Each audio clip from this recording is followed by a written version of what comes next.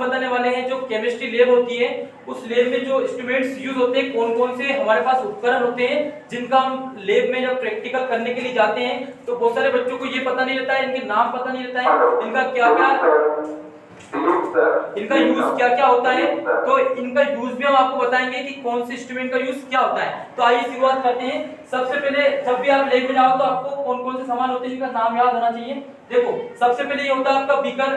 जो बीकर्स होते हैं, बीकर 250 ml का होता है, 500 ml का होता है। हमेशा लैब में जो बीकर्स होते हैं इनका किसी भी जैसे वाटर के लिए या केमिकल्स चेंजेस के लिए इनका यूज किया जाता है। इनमें अधिकतर हम क्या करते हैं, जैसे अपने पास ये ट्राइपॉड है, तो ये ट्राइपॉड जो होता है ध्यान रखना लोहे का बना हुआ ट्राइपॉड होता है आयरन का। इस ट्राइपॉड में आपके पास एक वायर गेज होना चाहिए। वायर गेज रहेगा तो वायर गेज का क्या यूज होगा, तो वायर गेज और एक अपने पास होता है यहाँ पर स्प्लिट लैम्प बोलते हैं, इसको बर्नर बोलते हैं। इस बर्नर को जब हीट किया जाता है, जलाया जाता है, तो यहाँ पर आप बीकर को रखकर किसी भी केमिकल का आप बॉइलिंग पॉइंट पता कर सकते हैं। बॉइलिंग पॉइंट पता करने के लिए हमारे पास क्या क्या चीजें होती हैं, तो इसके लिए हमारे पास होता है सिंपल सा थर्मामीटर होता है। ठीक है, थर्मामीटर में मरकरी होता है। ये मरकरी जैसे जैसे इसका टेम्परेचर ज्यादा होने लग जाएगा, टेम्परेचर होगा ज्यादा, तब क्या होगा, इसका ये जो रेड कलर का पॉइंट है इस पॉइंट का ठीक है ये इंक्रीज होने लग जाएगा। जैसे जैसे टेम्परेचर ज्यादा होगा वैसे वैसे रेड पॉइंट ऊपर की तरफ आने लग जाएगा।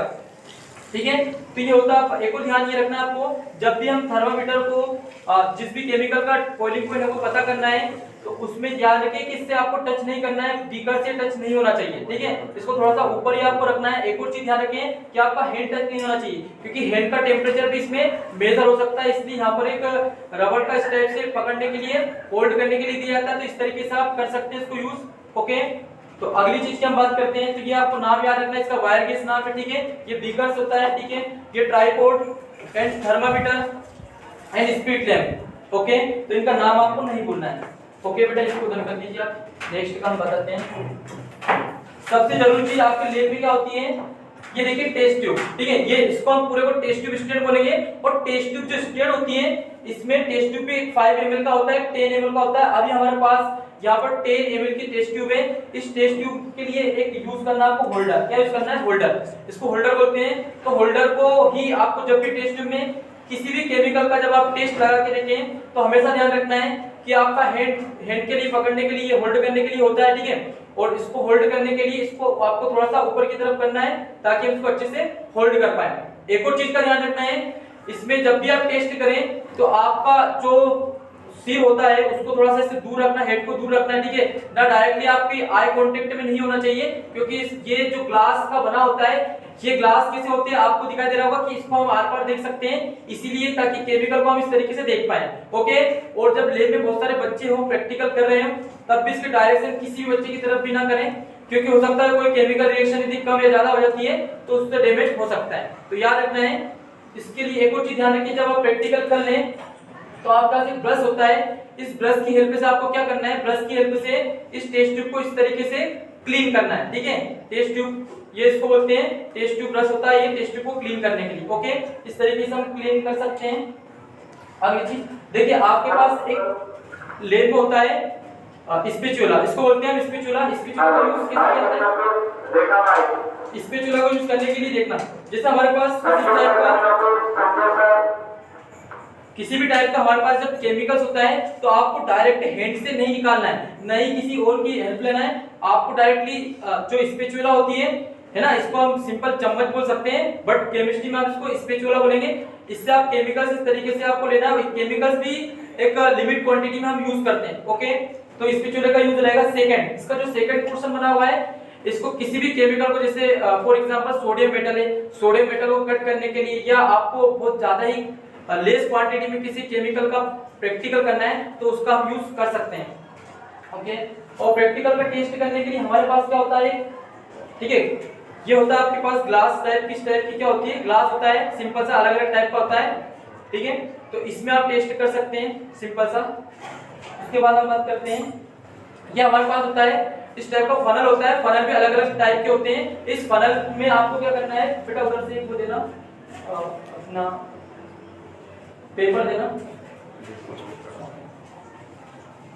ये आपके पास होता है फिल्टर पेपर। तो फिल्टर पेपर में आपको क्या करना है कि फिल्टर पेपर में जब भी आप किसी भी चीज को फिल्टर करें तो उसको इस तरीके से रखा जाता है और ये इसी का यूज करना आपको फनल का, ताकि हम किसी भी, जैसे मान लो हमारे पास ये क्या कोनिकल फ्लास्क पे इस तरीके से हम इसको रख के किसी भी केमिकल को इसमें क्या कर सकते हैं, हम फिल्टर कर सकते हैं। फिल्टर का टाइम लग सकता है और हमेशा फिल्टर पेपर ही यूज करना है, किसी और टाइप का फिल्टर पेपर आपको यूज नहीं करना, जो लैब में आपको दे उसी का यूज आपको करना है। ओके, और फनल आपको यूज करना है किसी भी केमिकल को एक किसी भी कंटेनर से दूसरे कंटेनर में चेंज करने के लिए। उसके बाद हम बात करते हैं, ये हमारे पास है सिलिका क्रूसिबल भी बोलते हैं या इसको मोर्टार बोलते हैं। इसका यूज क्या होता है, किसी भी, जैसे आपको क्रिस्टल फॉर्म में कोई केमिकल है उसको पाउडर फॉर्म में कन्वर्ट करना है तो आप इसका यूज कर सकते हैं। ओके, इसका भी सिंपल सा यूज मैंने आपको बता दिया। इसके बाद हम बात करेंगे, हमारे पास ये होता है पिपेट। ठीक है, पिपेट हमारे पास अलग अलग एमएल के होते हैं, जैसे 20 ml, आपको इसको 20 ml है, इसमें यहाँ पर एक पॉइंट होता है मेजर पॉइंट। इस मेजर पॉइंट एक गोल टाइप का सर्कल होता है, जहां तक इसको फिल करना है। तो इसको फिल करने के लिए बच्चे डायरेक्टली किसी भी केमिकल का यूज ना करें, पहले वाटर के साथ इसको प्रैक्टिकल करें 5 से 10 बार, ताकि उससे क्या होगा कि आपका जब प्रैक्टिस हो जाएगा आप सीख जाओगे, उसी के बाद किसी अदर केमिकल के साथ इसका यूज आप कर सकते हैं। ओके, अगला होता है, ये देखिए, ये अपने पास जो कोर्क लगा हुआ है, ठीक है, इस कोर्क को जैसे कोई सा प्रैक्टिकल हम कर रहे हैं और उसको अलग आपको रखना है, तो आपके पास होगा कोनिकल फ्लास्क अलग अलग टाइप के होते हैं। तो ये कोर्क होता है जिससे हम ऊपर से किसी भी वेपर्स को आपको बाहर नहीं जाने देना है, तो आप कोर्क यूज कर सकते हैं। इसके बाद नेक्स्ट है आपके पास, ये होती है हमारे पास वॉश बॉटल। क्या है वॉश बॉटल? तो बेटा वॉश बॉटल का यूज क्या होता है कि वॉश बॉटल से हम किसी भी, जैसे अपने पास उदाहरण फॉर एग्जांपल हमारे पास टेस्ट ट्यूब है, इसको वॉश करना है तो इसको स्पीड से प्रेशर से इसमें वाटर को फिल करके इसको वॉश कर सकते हैं। ओके, वॉश बॉटल का यूज आप अलग अलग टाइप से भी कर सकते हैं। नेक्स्ट है हमारे पास, ये है रिएजेंट बोतल का यूज क्या होता है, जैसे हमको कॉपर सल्फेट बनाना है, कॉपर नाइट्रेट बनाना है, तो इस प्रकार का सॉल्यूशन हम बार-बार प्रिपेयर नहीं कर सकते हैं, या 1 मोलार सॉल्यूशन ऑफ H2SO4 या हाइड्रोक्लोरिक एसिड हमको बनाना है, तो इसमें हम बना के उसको ऑलरेडी प्रिपेयर कर सकते हैं, ताकि नेक्स्ट टाइम जब भी हम प्रैक्टिकल करें वो यूज कर सकते हैं। जैसे हमने कुछ केमिकल्स बना के चेक रखे पहले से, तो जैसे हम बताते हैं आपको, जैसे फॉर एग्जांपल हमारे पास ये कॉपर सल्फेट है, कॉपर सल्फेट का सॉल्यूशन में पहले से ही बना रखा, जब भी कोई प्रैक्टिकल होगा उसमें इसकी क्वांटिटी का यूज होगा तो हम डायरेक्ट रिएजेंट बोतल से ले सकते हैं। इसके बाद हमने कॉपर नाइट्रेट भी बनाया है, दोनों आपको देखने में एक ही टाइप के लगेंगे, लेकिन इनको बनाने की प्रोसेस अलग अलग थी, है ना। उसके बाद ये सोडियम हाइड्रोक्साइड है, क्योंकि सोडियम हाइड्रोक्साइड आपको पता है, सोडियम हाइड्रोक्साइड हमारे पास जैसे पोटेशियम, सोडियम हाइड्रोक्साइड जो होता है वो हमेशा किस फॉर्म में होता है, सॉलिड फॉर्म में, तो उसको लिक्विड फॉर्म में ही यूज करना हमेशा, ताकि प्रैक्टिकल जल्दी से हो जाए, है ना। इसके बाद ये आपका ड्रॉपिंग बोतल होता है, ड्रॉपिंग बोतल से हो सकता है 2 ड्रॉप 3 ड्रॉप किसी केमिकल की रिक्वायरमेंट हो, तो पहले उस केमिकल उसमें फिल करें, उसके बाद इसे ड्रॉप वाइज आप ले सकते हैं। ओके, इसके बाद हमारे पास ये ब्यूरेट स्टेन है, ठीक है, ब्यूरेट हमारे पास अलग रखा हुआ है, तो ब्यूरेट स्टेन का यूज आप यहाँ पे ब्यूरेट को ले सकते हैं। और 2 टाइप्स के, एक अननाउन सॉल्यूशन होता है, एक नाउन सॉल्यूशन होता है, उसमें टाइट्रेशन किस टाइप से किया जाएगा ये हम नेक्स्ट वीडियो में आपको बता देंगे, तो ये उसके लिए यूज होगा। उसके बाद हमारे पास ये रोड भी है, ठीक है, ये आपका होता है कॉपर रोड और ये आपका होता है जिंक रोड। कॉपर और जिंक रोड हमारे पास होता है, इससे हम किसी भी इलेक्ट्रोस्टैटिक प्रोसेस कर सकते हैं, ठीक है।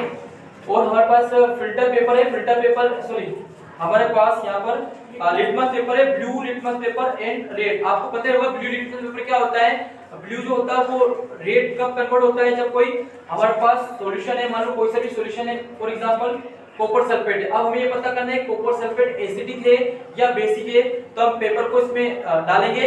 एक ब्लू पेपर होता है, एक रेड पेपर होता है। यदि ब्लू पेपर रेड हो गया तो इसका मतलब ये एसिडिक है, क्योंकि हर एक चीज जैसे एसिडिक होती है या बेसिक फॉर्म में होता है ना।